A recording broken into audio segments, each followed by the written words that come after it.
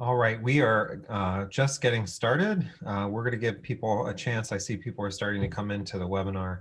I'm Jeffrey Trzeciak, and I am the director of the Jersey City Free Public Library. We are going to be starting our Urban Library Leaders Forum in just a few minutes. So we'll give everyone a chance to get in and get settled. And thank you for joining us today. Like you have anywhere else to be.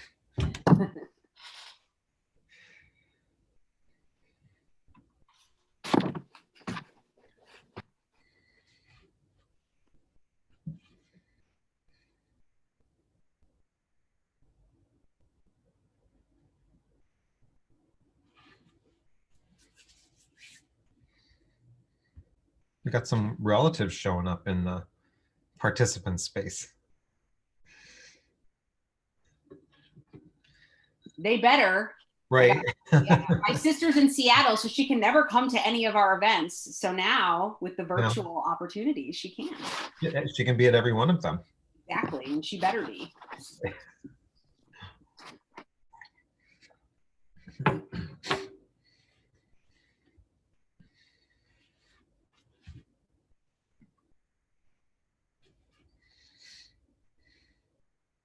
Hi, Ryan, in chat. Thank you. We do have chat available that I'll be monitoring it during the presentation. We have Q&A as well. So we're going to get started here in a little bit. It's Friday afternoon, so thank you guys for joining us on a Friday afternoon. And I don't know what the weather's like in St. Louis, but it is actually absolutely beautiful here today in Jersey City, Nadia. Well, it's kind of dreary today. I think it's going to rain. It's in the 50s. Oh yeah, we've got 50s as well. So, but it was sunny out when I was out last. Yeah, that's nicer. It's kind of a cloudy day. Yeah. All right, why don't we go ahead and get started? Well, I'm sure we'll have people coming in and joining us. I think I know just about everybody that's here, but I'm Jeffrey Trzeciak. I'm the director of the Jersey City Free Public Library. And this year I'm also president of the NJLA Urban Libraries Section. And this is our third conversation in a discussion series, which we started this year called Urban Library Leaders. And the forum was put together or started in order to provide librarians across the country an opportunity to highlight innovations that are taking place at each of their institutions. Today, our series is Eyes on the Prize, From Preservation to Dissemination, and it's a conversation with Nadia Ghasedi. And Nadia is the Associate University Librarian for the Special Collections Services Division in the Julian Edison Department of Special Collections at Washington University in St. Louis. And Nadia has been the principal investigator on many grant-funded projects, including the Eyes on the Prize preservation project. With that, I think I'm going to go ahead and turn it over to Nadia, and you can get going. Great. Thank you, Nadia.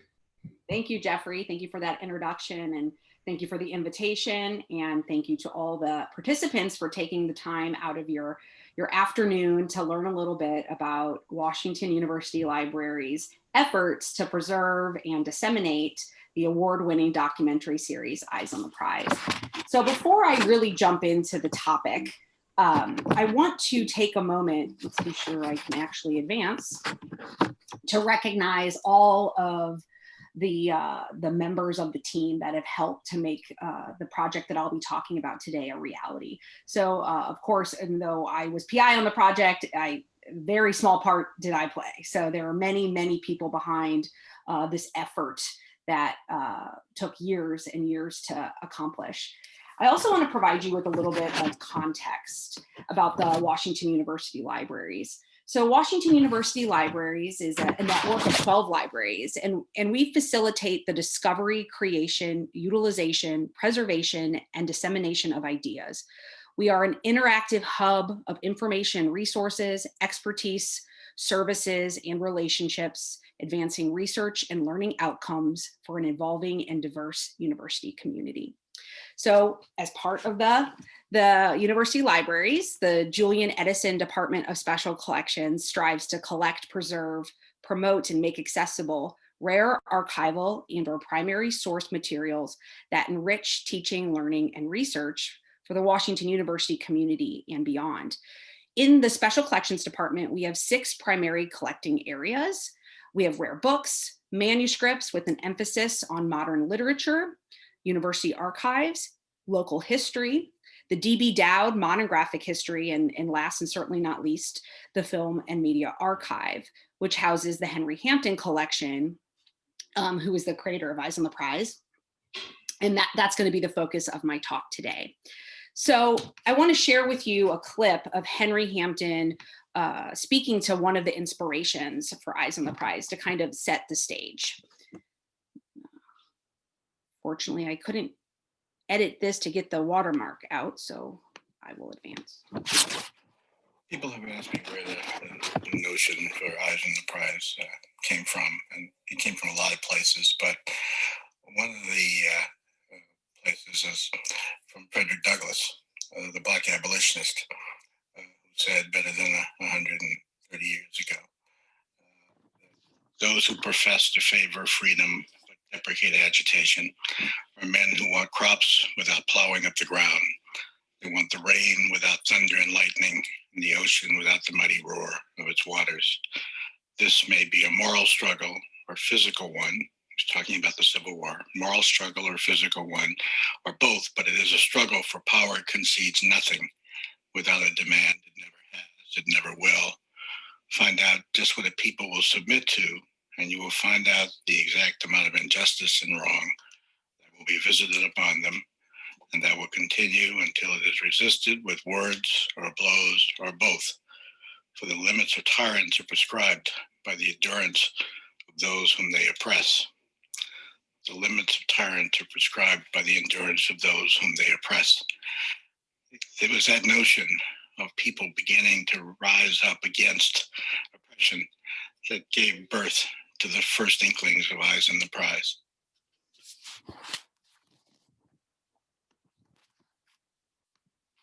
So Henry Hampton was a St. Louis native and a Washington University alum. And in 1968, he founded Blackside Inc., which grew to be the most successful African-American production company of its time. For the first 10 years, Blackside primarily produced industrial training and government-sponsored films. But in 1978, they were given an opportunity to pitch an idea to Capital City Communications, which would later become ABC. In 1965, Hampton had traveled from Boston, where he had been living, to Selma to march across the Edmund Pettus Bridge. And he witnessed firsthand the courage of those fighting for equality and the resulting violence that would take the life of his friend, Unitarian Universalist minister James Reeb. So he saw firsthand that rising up against oppression. And this experience was very influential for him. And he always wanted to chronicle the civil rights movement, and he always wanted to tell the stories of those who lived it. So when this opportunity to pitch an idea in 1978 came about, he went straight to this idea of chronicling the civil rights movement. So they won the bid, luckily, and they began to film interviews, gather stock footage, and conduct research. But it started to become very clear that the vision that Hampton had and what capital cities wanted to see were very different. I'm going to share a quote from Steve Fair, who was the Eyes on the Prize script writer. And he recalls that they, capital cities, wanted us to make news, to reveal the story behind the story. But we had faith in the history. The history was the story. We tried to tell them that no one had ever tried to see it through the eyes of ordinary citizens. For the first time, we could hear their stories, and that we were going to be given a unique privilege. Unfortunately, production was shut down, and the film interviews and the stock footage were all placed in storage, and Blackside was on a decline. The US government had previously been the largest sponsor of independent films, and with the 1980 election of President Ronald Reagan, funding for film production was drastically cut. Hampton also began seeking greater independence and began to downsize Blackside in order to explore new directions. Within a few years, the company was in debt and Hampton was the only employee and bankruptcy was imminent. Despite this, Hampton had never let go of the civil rights idea. So with his tenacity and persuasiveness, he moved into action. Again, Fair recalls, Henry called me in the summer of 1983, long after I had left Blackside. He told me he wanted to resurrect the civil rights series. I told him to save his money. We'd failed once, and it was clear nobody gave a damn about that struggle, especially our conception of it. Somehow, I don't know how, he talked me into working on it again. So using the previous footage that they had generated for the 1979, they created an 8-minute sampler. They selected Eyes on the Prize from a list of freedom songs as the title. Funds began to pour in, and Hampton's team grew to include over 35 men and women, mostly young and inexperienced filmmakers. Hampton brought in experts to educate the staff on the events covered in the series. They checked facts, as many as 3 times, and the production teams included both white and African-American staff to ensure that more than one point of view was represented. Together, Hampton and his team created a gold standard for documentary filmmaking. The degree of foresight and research that they conducted really was groundbreaking. So in 1987, Eyes on the Prize premiered. It originally aired in 2 parts, and the focus of the talk today is on part 1, Eyes on the Prize, America's Civil Rights Years, 1954 to 1965. And it deals with the events occurring between the US Supreme Court's 1954 decision to order the integration of public education to the passage of the Voting Rights Act in 1965. Eyes 2, that is something I'll mention later, picks up where the first series takes off. But Eyes on the Prize was met with great positive reviews. It was seen by over 20 million people. It was integrated into 35% of US college history and social science curricula. The Washington Post, noted that the series is so well made that most people will be too engrossed to notice that it is the precise working model of the artful documentary. So Blackside won over 20 major awards with this series, and then they went on to create more multi-episodic documentaries that aired most frequently on PBS. So the collection came to Washington University in 2001. And one of the reasons that we were the lucky recipients of the collections was our determination to make the collection as accessible as possible, as soon as possible. So the collection consists of over 35,000 items that went into making Hampton and Blackside series, including Eyes on the Prize. And this includes stuff like all the original film footage, stock footage, video production elements, photographs, proposals, scripts, you name it, it's in there. So in accepting this, we no doubt have a huge responsibility.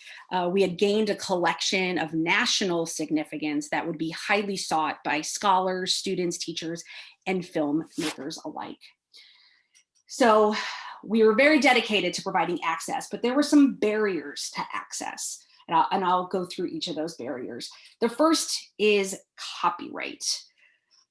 So I often talk about Eyes on the Prize as being really a great representative of the challenges of copyright overall. And I like to explain this in the way of thinking of it as a recipe. So the recipe for Eyes on the Prize, it's 1 part filmed interviews, 1 part stock footage, 1 part images, 1 part music. These are all bits and pieces that are coming from different places. So the interviews were created by Blackside. However, the stock footage is coming from a variety of third parties, different news outlets, same with the images and same with the music. Now, the challenge with Eyes on the Prize is that because of the limited funding that they did have, they only were able to license third-party material for a 10-year period. So there was a period after 1997 and onward where Eyes on the Prize was not available. And that's because their rights to use stock footage and images and music had expired. So there's that inherent challenge into making Eyes on the Prize as accessible as possible. Luckily, there have been efforts to re-release the DVD in around 2006. And really lucky is that Washington University actually owns all the rights to the filmed interviews. So knowing that there's limitations in sharing the entire series and all the other components, we knew with having the rights to the filmed interviews that at the very least, we would want to make those filmed interviews as accessible as possible and as freely available as possible. However, there are some other considerations we need to think about. One is that Eyes on the Prize was created on film that is acetate based. So acetate based film is highly unstable and it is prone to the chemical deterioration known as vinegar syndrome. So this is where the film's base breaks down at a different rate than the emulsion, and it creates warpage, and it ultimately will make the film unprojectable and unviewable. So all of the interviews from Eyes on the Prize risk being lost for forever because of the material that was used to create them. So we're an institution that values not only the patron of today, but also the patron of 100 years from today. So we would first and foremost need to safeguard the original film elements in order to ensure long-term accessibility. Another inherent barrier to access was simply the way in which the series was edited. So I'll kind of break this down for you. It's complex, but I'll try my hardest to make it as simple as possible. So the first 6 episodes of Eyes on the Prize were edited on film. This process literally chops up the complete interview, leaving behind kind of nothing viewable. For a 6-hour-long series for which over 100 interviews were conducted, you can imagine that there's a great amount of historical value in the segments that did not make their way into the final production. So when you're creating an interview, you have your camera that is capturing the picture, but you also have another mechanism that is capturing your audio. So in the end, you have 2 separate elements. You have a picture element and a sound element. And the sound element is usually in the format of reel to reel. That's how it's most popularly known. So then what an editor or producer ultimately does is they take their original camera negative. So that's the film that was actually in the camera. And they decide which portions of the interview they want to include in the final. So they identify those portions, see, as ins. So that's what they're going to keep in the movie, so to speak. And then the portion that they don't want to use is called the out. So that's where we get the terms outtake, and then which we shorthand as outs, and then ins for the material that made it into the final program.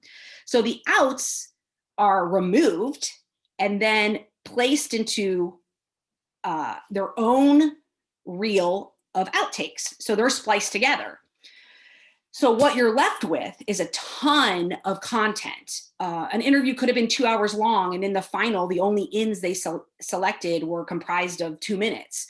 So somewhere exists reels of that interview that nobody saw. And remember, there's also no sound married to it yet. The sound element is completely somewhere else. So this makes for a really big challenge if someone says, hey, I want to see, this example here is the interview with Unita Blackwell. I want to see the complete interview. Well, I can't show you a complete interview because it's literally been chopped up. So in 2010, when we were approached by the Andrew W. Mellon Foundation to propose a project, the first thing that came to our minds was, how do we get the Eyes on the Prize interviews accessible? So we proposed to them a 3-phase project. First would be to preserve the first 6 episodes and then all the corresponding outtakes. Now, of course, we would want to preserve the episodes because it's an important, series, but we also need to preserve the original episodes because we have to get those ins back so we could potentially reconstruct the entire interview digitally. So then we would put those newly reconstructed interviews on the web. So we didn't have a existing relationship with Mellon. So they said, let's just explore phase 1. And this was a little bit nerve-wracking because one of the biggest principles in preservation is providing access. So we went into this only with enough money to preserve the film elements and the interview outtakes. And we knew we were going to have to find funding elsewhere in order to actually digitize, bring those ins and outs back together to make a comprehensive interview.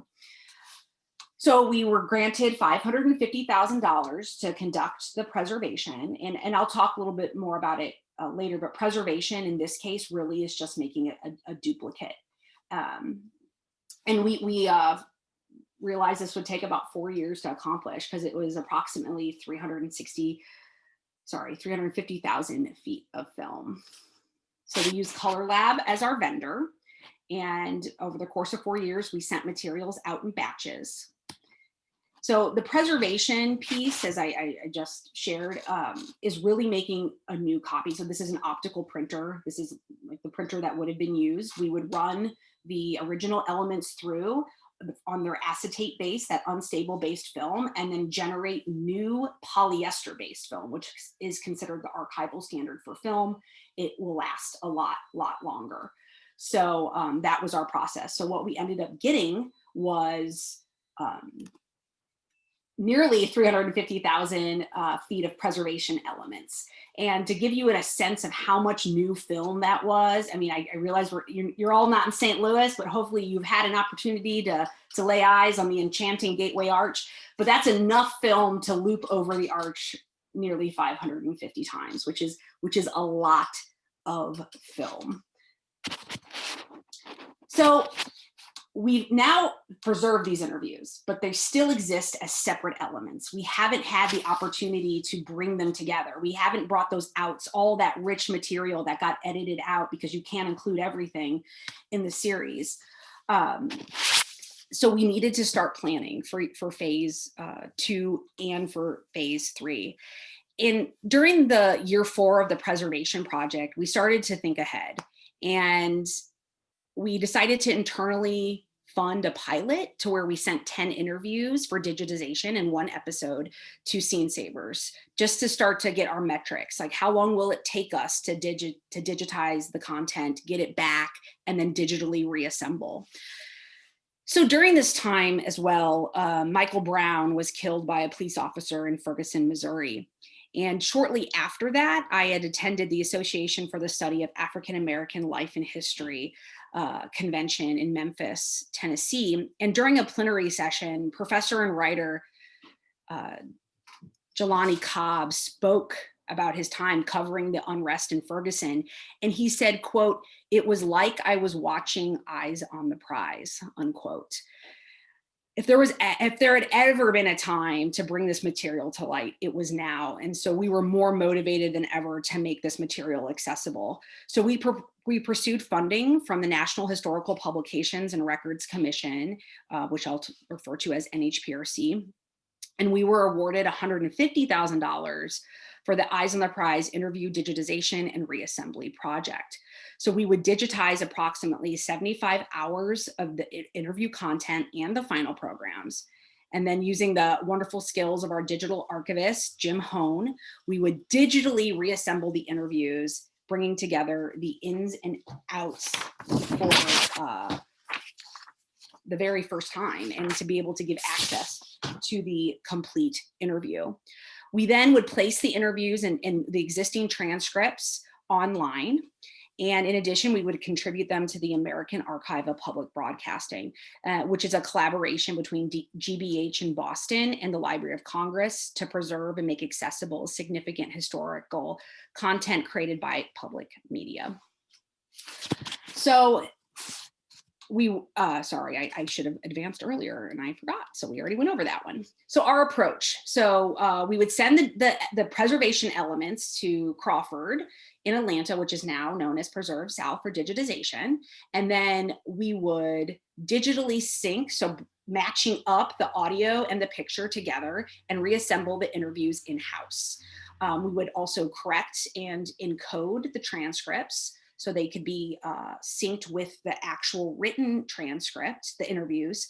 And then we would draft bios and enhance all the descriptive metadata around the interviews. And then we would ingest these into the university's, the library's Sambera repository Golden Seal. So this is very technical, and I won't go into the technical aspects, and honestly, a lot of it is above my head, but I wanted to share with you, in case anyone is technically inclined, the formats we chose to generate, and just to share that we didn't go all the way to the highest quality that we could have. And the considerations for that is because this is a project about access. Film preservation had already been completed. The materials had been preserved in to the best standard, which is film to film. So that was our number one driver. We didn't need to have the highest quality. There's also considerations of the space that these files take up. It's a lot of space. And also the time. The larger the file is, the longer it takes to even move it from one server to another. So these were all the things we considered in determining which formats we would go with. So the reassembly work Jim did in-house. And so he basically would go through a interview and see where there was potentially a cut. So this was in real time. I mean, the amount of work and labor he put into this was really, really incredible. I'm going to show you here his timeline. So what he would do, he would start looking at the interview, match the sound up with the picture.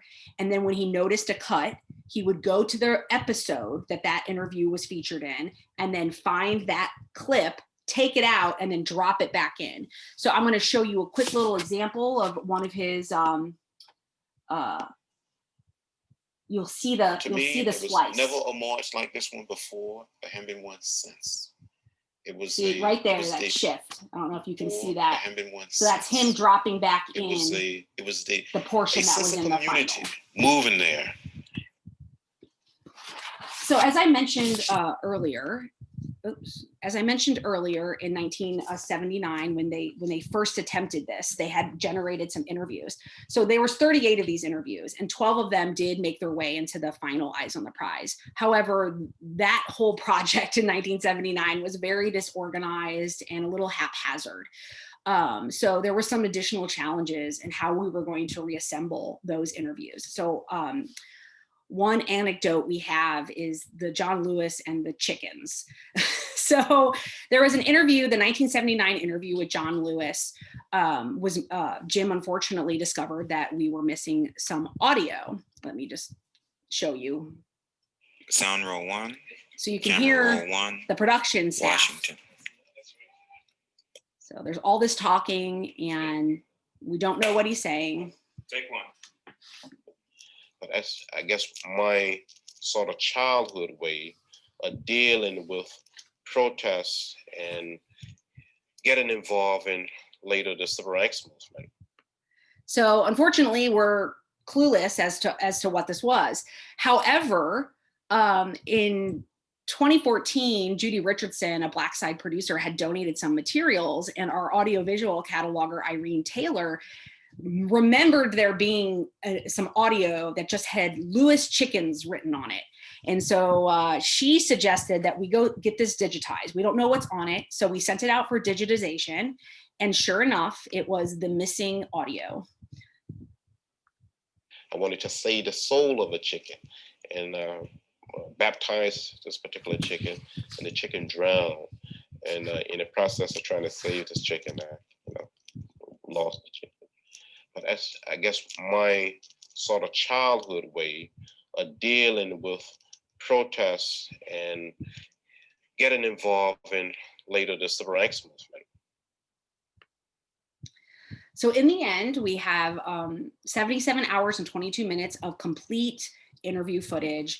And this is totaling 43 terabytes. So it's a lot of content. So I want to show you kind of some highlights of these never before seen interviews.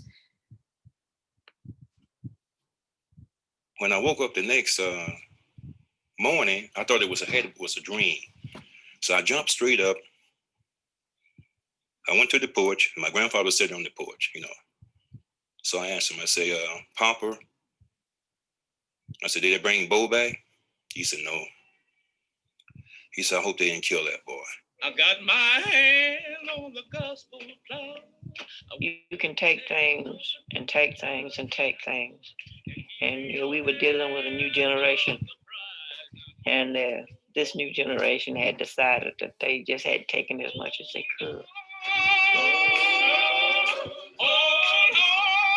It was the system of segregation that had caused individuals to behave unjustly. And so he said, I'm not trying to put anybody out of business. I'm just trying to put justice in business. We're not being accepted in the white high school. We can't go anywhere or do anything or be anybody.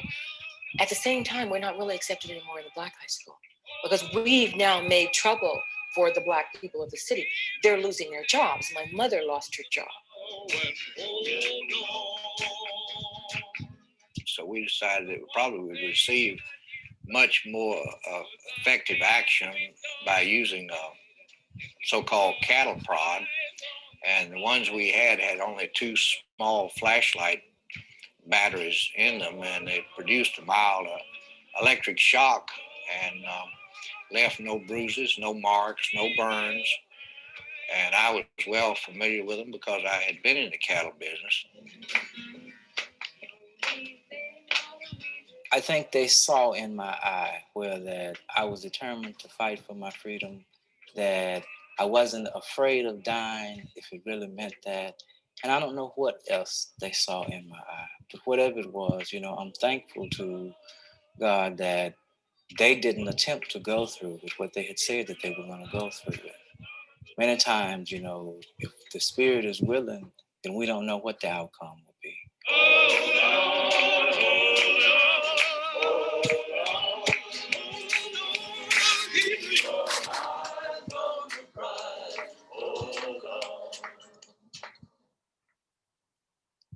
So I invite you all to explore these interviews and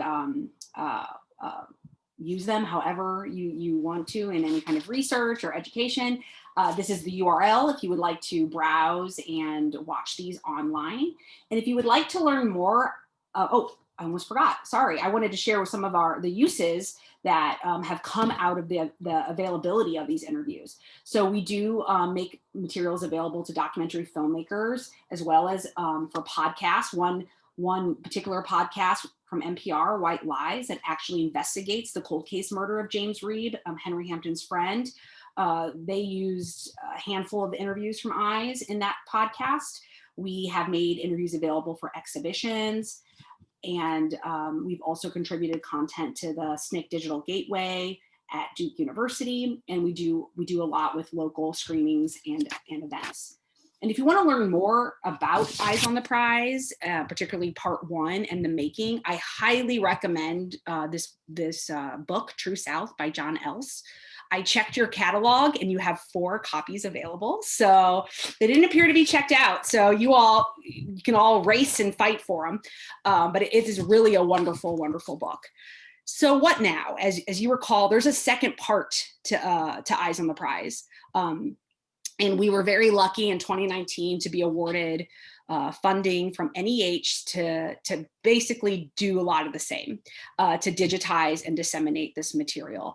This is 182 interviews and 106 hours of previously unseen footage.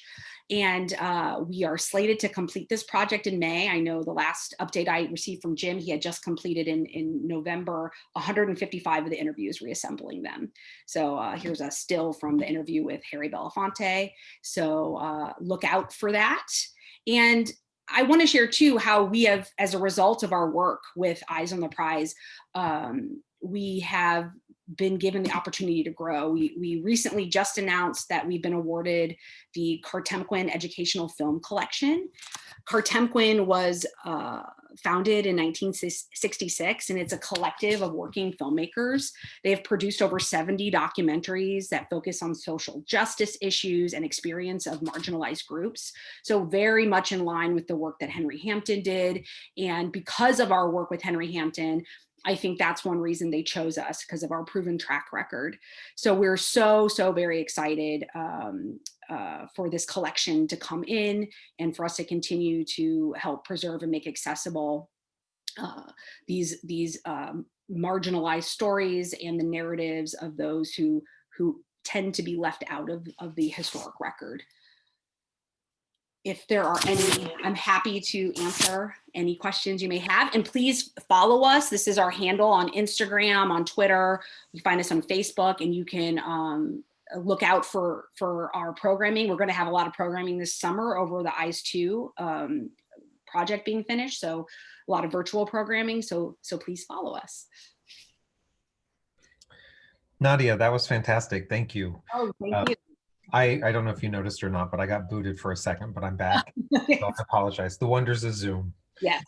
So we have some questions that have started coming in. What are some examples of ways that researchers and educators have used the collection? I think you touched on this a bit, but could you expand? Yeah, of course. So we've done some really interesting variety of things.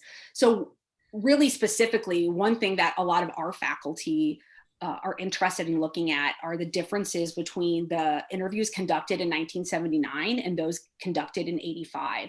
So they have students look at these interviews and see how did someone's answers change in that 6-year period? Because there's this notion that an oral history is really just a moment in time, right? The oral history interview you give at one point might be completely different 15 years later. So looking at that, another thing too to look at is, why did Hampton and Blackside select the portions that they did to include in the final? Our transcripts enable you to see the ins and the outs. So it's bolded if it was in the final, and everything else is left out. So you can also evaluate it that way. We've done some partnerships with organizations like iCivics, where they build modules to help students, like middle school students, build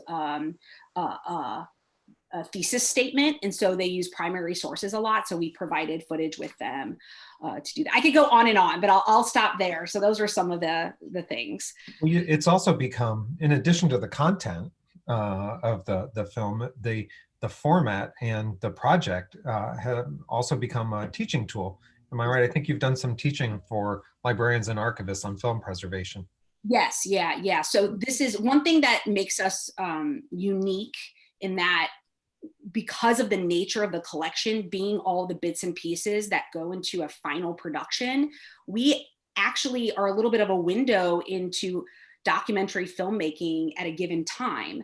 We can recreate the process. We could look at it through the filmmaker perspective and provide students an opportunity to analyze the choices that filmmakers make when telling and crafting a story. So that was another thing that Kartemquin, when looking at potential repositories, was really intrigued by, was our commitment to preserving that process and wanting all the versions and the different cuts and all of that.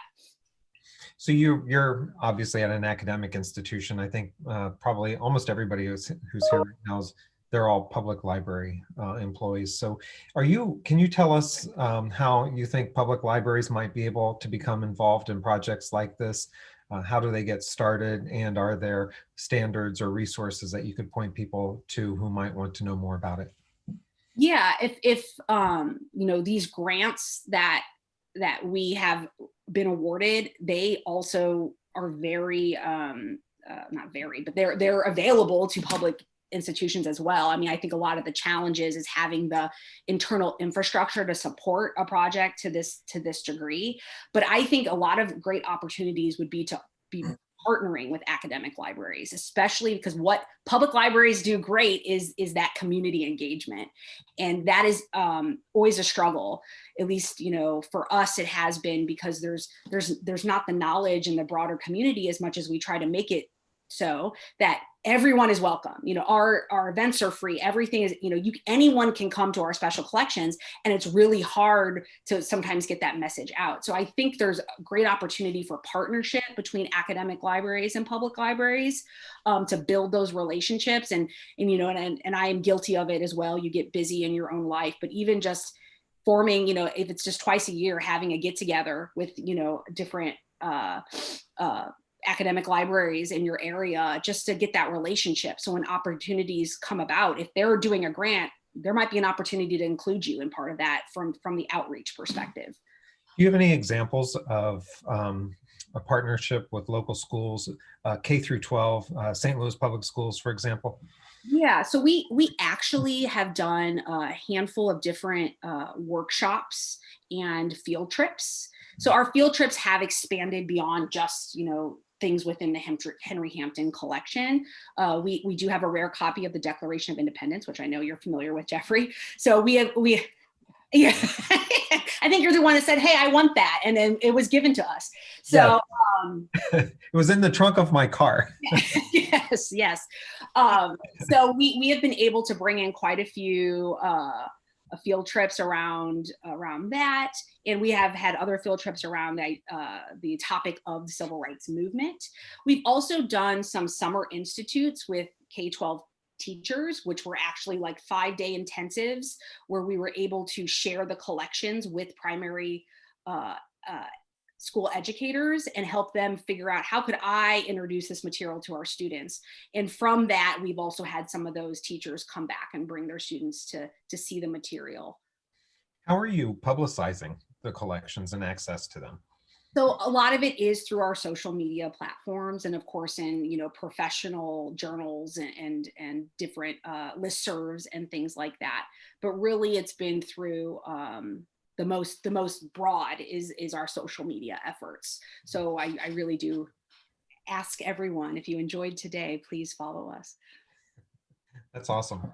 I know you said that you weren't going to get too much into the technical, but are you able to talk at all about how you're storing all of the terabytes of data, especially? Yes. So we, our current model, you know, they're on servers and they're backed up to LTO. So that is how we are storing our materials. Another benefit of partnering and contributing to the American Archive of Public Broadcasting is that they maintain a copy. So of course we wanted to make the material as accessible as possible. So that was a big driver in contributing our content to them, but also from a digital preservation standpoint, that means they're sitting on servers with Library of Congress. So if, you know, God forbid, you know, a tornado blows through St. Louis, we have copies in another location. So, you know, lots of copies, keep stuff safe. Awesome, thank you. Hold on here. Sorry, I've got windows popping up. Has there been any interest from public television or other producers in doing a recut or a rerun of the series with the additional footage that you've restored? So we actually this is going to be, what year was that? It was the 25th. Was it the 25th anniversary? There was or 30th. It was the 30th anniversary of Eyes on the Prize. So they did re-air portions. It wasn't unfortunately at every PBS outlet, like in St. Louis, it didn't air, I don't believe, but we did partner with the PBS station here, and we did some programming, and we were able to share some of the completed interviews as a result. So there are definitely always opportunities that we try to partner as much. Now, Blackside still exists, and it's owned by Hampton's sister, and she still maintains the rights to the finished project, you know, so all of it, kind of the assembly, the cut of it, so to speak. A Blackside still owns the rights. We own the individual interviews, and then a whole bunch of third parties own everything else. So I think she, you know, she often has different projects going on, and then, you know, reaches out to us, and we're happy to collaborate. Is there anything that you learned, you've learned recently, that you would have maybe done things differently had you known earlier on? That's a great question. So I think maybe there was definitely, and I didn't get into, you know, too much of the technical, but there were definitely assumptions that we had made, or plans we had made that once we dug a little deeper, we realized weren't going to work, particularly around missing elements and things like that. So some of that just is natural. I think, I don't know why this question is always so difficult, and I've been asked it before. I guess there's been some time has passed, so one would think I would have better hindsight. I think we really, if anything, I don't know how to say this without it making it sound like, don't let, you know, good enough be the enemy, right? Like sometimes you have to balance what the standard, the best standard is, with what is going to be doable and realistic.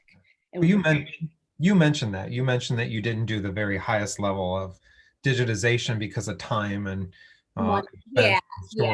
But yeah. even like the idea of being, you know, we were very lucky to have this gift from the Mellon Foundation, because the idea of anyone funding in 2020 $550,000 just to make new film copies of something is not going to happen again, sadly. So I'm grateful we had that opportunity, but in some ways we've had to adjust our expectations from what funders will fund. So moving forward, we can't, like, so for Eyes on the Prize 2, we can't make new film copies. That there's just no one who's going to pay for that. It's so expensive. So just kind of letting go of some of that and saying at the end of the day, it's better that these interviews are available and out there, and that we are doing the best we can to safeguard the originals. Well, and I think a lot of the granting agencies are focused more on access right now than preservation, right? Yes. Just getting the stuff out. Right. And when you look at the numbers, you can digitize it for this much and you can preserve it for that much. It's hard to justify. I know this is a whole different topic, but can you talk a little bit about what you are doing or what you might be doing with preserving born digital film? So that's a really good question, and that's a can that we keep kicking down the road. So in the Kartemquin collection, as you can imagine, Kartemquin is still making films. They have a ton of born digital content. So we actually have separated that out, and we'll be acquiring that in the future, largely because of our need to further develop this infrastructure to support born digital, which I know we are not alone. So we do have the Sanvera platform, as you know, formerly Hydra, and we're actually in the process now of redesigning some of our repository. And a lot of that infrastructure, once it's in place, will be a better indicator of how we best serve the born digital. And, you know, the reality might be that we wouldn't take everything in the same way we would the analog versions, just because the limitations of space are so great. And so there's a lot to explore there. I wish I had an answer, but you know, we do intend, and we have some born digital. We do have some born digital, but it's been such a small percentage. But with new acquisitions, it's going to just be increasing and increasing. So are there lessons that you've learned with Eyes on the Prize that you've applied to other collections? Oh yeah, yes, definitely. We basically, like, this whole digitization and reassembly basically created a model that we've been able to reuse. So we also have the William Miles collection, and he was a filmmaker out of Harlem. He did a series, I Remember Harlem, which he is best known for, as well as other series on African Americans in the military. And he also did a series called Black Champions about African American athletes. So we just finished up a NHPRC grant to digitize and reassemble those interviews, all from Black champions. And, you know, one of the reasons, I mean, it's kind of the gift that keeps on giving, because we did so much with eyes and really were able to perfect our process. And, you know, we just kept, you know, it was iterative. Every time we would make adjustments, Jim, you know, learned and tweaked and everything. So we were able to reapply that. So we've actually gotten other funding to do similar projects. So I know that you are home to many, many, many collections and many different types of film. And I have to ask the question, whatever happened to the burlesque film?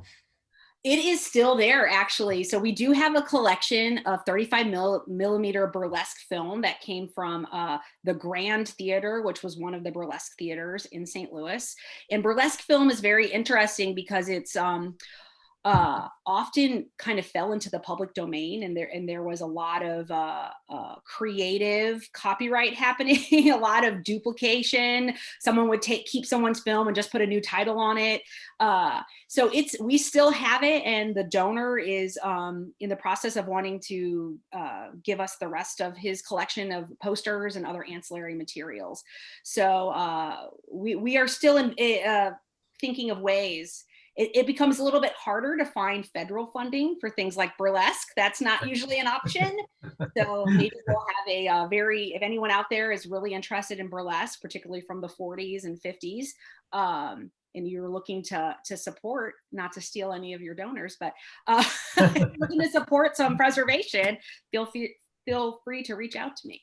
I'm not sure that we have many donors who have a particular interest in burlesque, but if I think of any, I'll let you know. Thank you. Is there a film series out there that would be a dream for you to restore or increase access to? Is there something that you have your eyes on?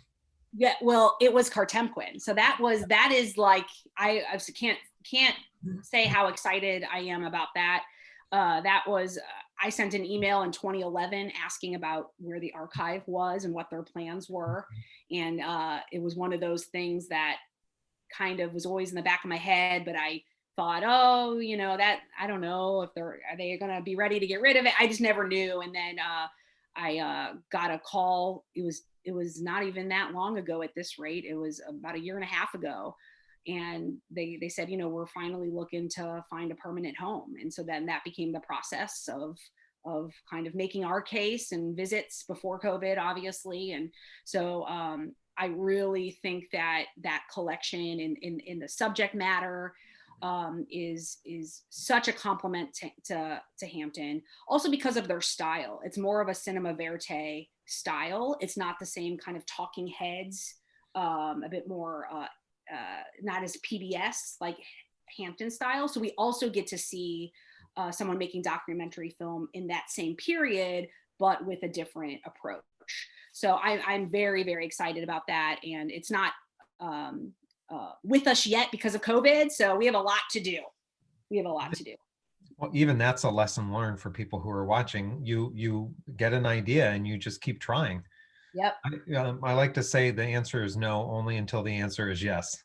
So exactly. You just keep trying over and over again. And sometimes you end up with things that you really wanted simply because you were in the right place at the right time, or you kept at it. Well, what was funny, I was presenting on the Eyes on the Prize Preservation Project at a conference in 2014, and I was presenting with the archivist that was working with Kartemquin, because they were talking about their interview outtakes from Interrupters. And I said to her, I said, oh, I emailed a couple of years ago because I was so interested in where the collection would end up. And she remembered that conversation, and she's the one who reached out to me last year. So it's like, even just saying, don't be afraid to say I'm interested. Oh, yeah, never be afraid. Never be afraid to say you're interested, and never be afraid to ask, because sometimes that answer is yes. So do you have any last words of inspiration or words of advice to the people who are watching today, or who might be watching when this goes live? Yeah, and this will be my little, you know, not everyone has the privilege of having a collection like this. One that is so important to our history as Americans, and one that really needs to be seen by, in my mind, every American. And this will be kind of my challenge to everyone, even if you don't have a collection like this, to be thinking about how your organization, what your organization is doing to ensure that these often unheard narratives are being captured and kept and preserved and made accessible.